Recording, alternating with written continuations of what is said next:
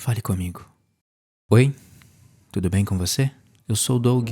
Você provavelmente não é o Doug, mas seja muito bem-vindo ao meu canal. Aqui eu falo sobre filmes, séries e outras coisas que me dão na telha, e é muito bom ter você aqui comigo. E já que você tá aqui, aproveita, me dá um biscoitinho, manda pra todo mundo, deixa seu comentário e se inscreve no canal. É rapidinho, de graça, mas me ajuda demais a crescer aqui na plataforma. Beleza, gente? Então, dado o recado, bora pro que interessa? Existem filmes que não são só um vídeo bonito contando uma história em 1h30. Eles falam com você, eles ressoam dentro de você e deixam uma marca que vai ficar impressa na sua memória para sempre. Traduzindo, eles são uma experiência. E Fale Comigo, o novo filme de terror da A24, é exatamente isso, uma experiência cinematográfica, psicológica, sensorial, de pensamento, de autorreflexão. Eu só sei dizer que eu me sinto privilegiado por ter vivenciado isso numa tela de cinema.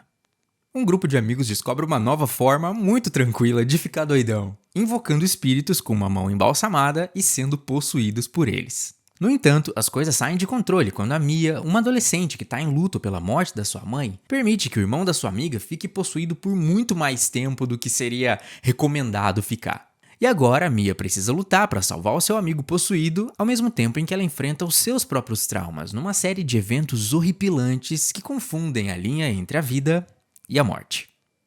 A premissa inicial de Fale Comigo não é muito diferente de qualquer outra coisa que você já viu em vários outros filmes de terror. Um grupo de gente juvenil invocando espírito, afinal... Por que não, né? Isso até poderia soar repetitivo, afinal todo mundo já assistiu algo assim. Mas aí tá o primeiro grande acerto desse filme. Ele pega elementos já conhecidos no gênero de terror, abraça eles de forma subversiva, e quando não é subversiva, é inteligente e bem perspicaz. Provando de uma vez por todas que o problema não tá num filme ter fórmula, ter clichê, ter um monte de coisa que já foi feita outras vezes, porque tá tudo aqui. Ser atormentado por seres da escuridão, dar de cara com um zumbi, possessão, terror psicológico, trauma familiar, um monte de juvenil fazendo o que eles melhor sabem fazer, merda e tudo mais. Mas o diferencial é que Fale Comigo usa esses elementos como uma homenagem, como um aceno respeitoso a tudo que veio antes dele. E então trilha o seu próprio caminho, criando uma obra de arte, vocês podem me chamar de emocionado, eu não me importo, que aprendeu com o passado, mas tá olhando pro futuro. É uma história muito bem amarrada, que não tá aqui só pra te dar uns sustinhos de graça não, ela tá aqui pra te deixar chocado, imerso e impactado.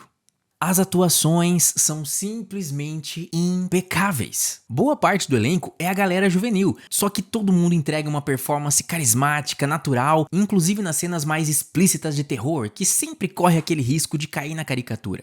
A Sophie Wilde, que faz a Mia, protagonista, simplesmente transcendeu. Ela é perfeita pro papel e domina com perfeição todas as nuances da personagem. O arco da Mia passa pelo luto, pelo pavor, pela esperança, tudo numa busca incessante pelo elo que ela perdeu quando a mãe dela se foi.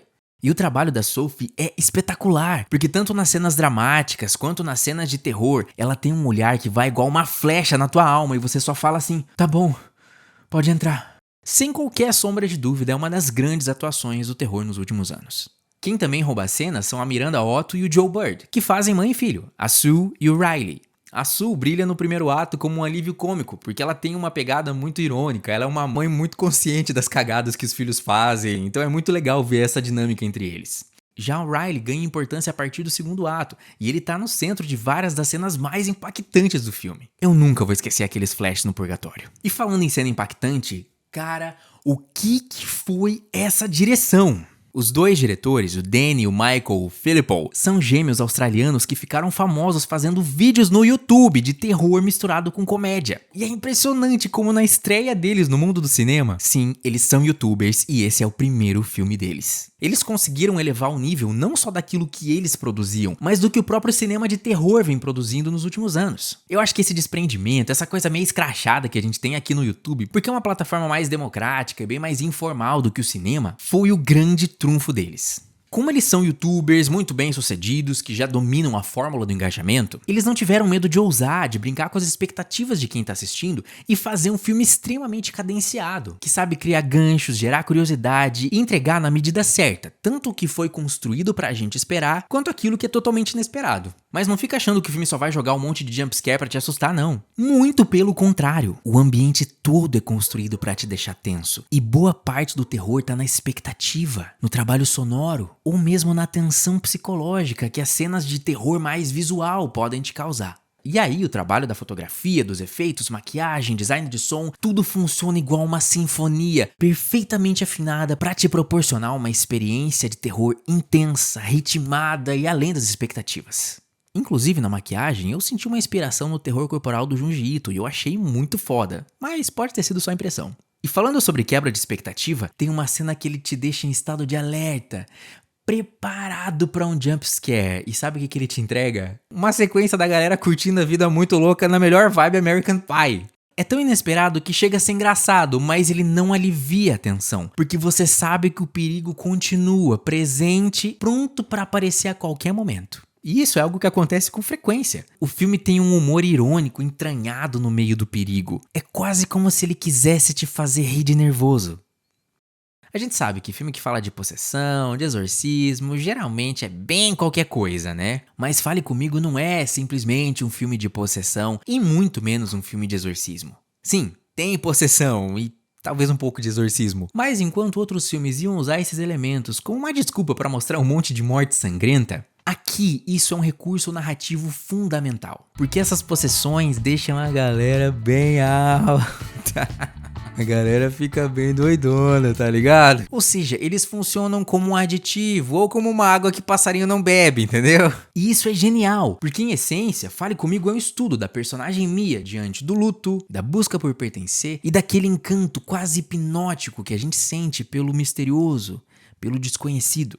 No meio de toda a dor que ela tá sentindo, essa mão alucinógena e essas possessões são um escapismo. Quase como um bote salva-vidas que ela sabe que tá furado, mas ela se agarra mesmo assim porque é a única coisa que ela tem.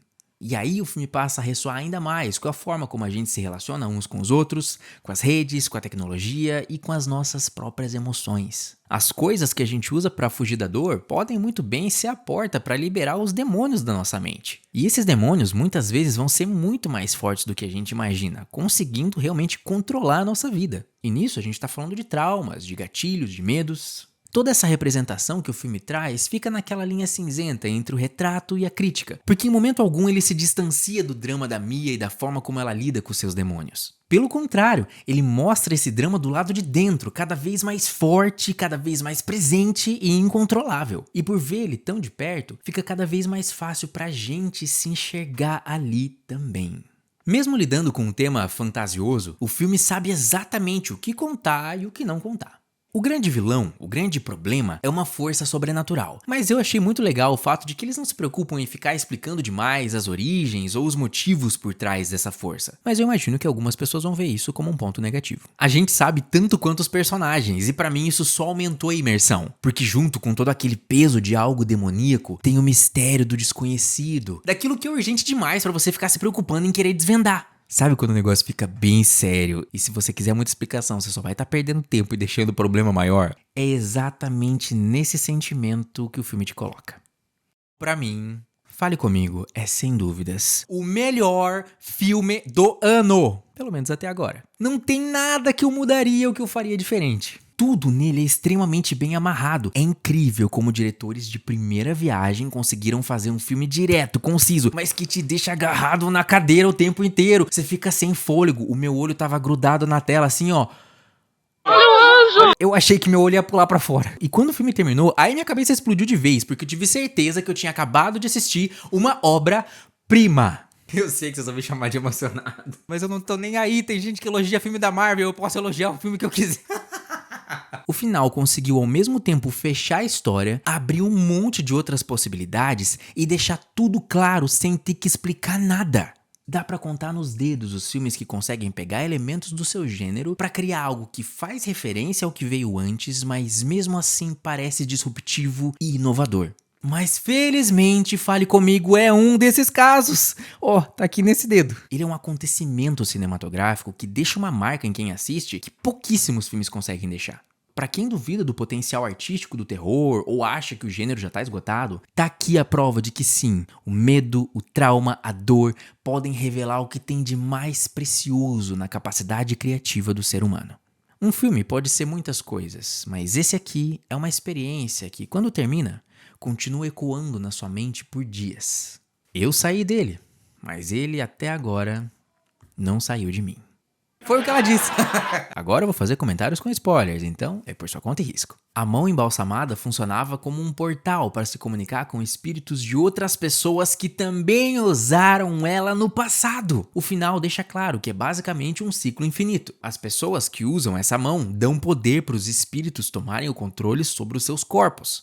Principalmente se você ficar por mais de 90 segundos com o espírito no corpo. É isso que acontece com a Mia no fim do filme. Ela morreu e agora ela é um espírito que está sendo invocado por aquele povo que está brincando com a mão lá em outra parte do mundo. É bem provável, inclusive, que a Mia estava possessa desde o começo do filme. Primeiro porque não fica explícito que eles conseguiram encerrar o ritual dentro dos 90 segundos. E principalmente porque a partir daí ela começa a ver os espíritos e eles começam a afetar a vida dela mesmo quando ela não está fazendo o ritual. Não vamos esquecer que ela estava bem vulnerável, então o espírito nem precisava ser muito forte para conseguir influenciar ela. E já que os espíritos estavam rondando ela desde o início, fica claro que nunca foi a mãe dela falando com ela e influenciando ela a matar o Riley com aquela desculpinha de libertar ele. Era só um espírito mal intencionado que tomou a forma da mãe dela. Assim como no fim do filme, um outro espírito tomou a forma do pai dela, mesmo ele estando vivo.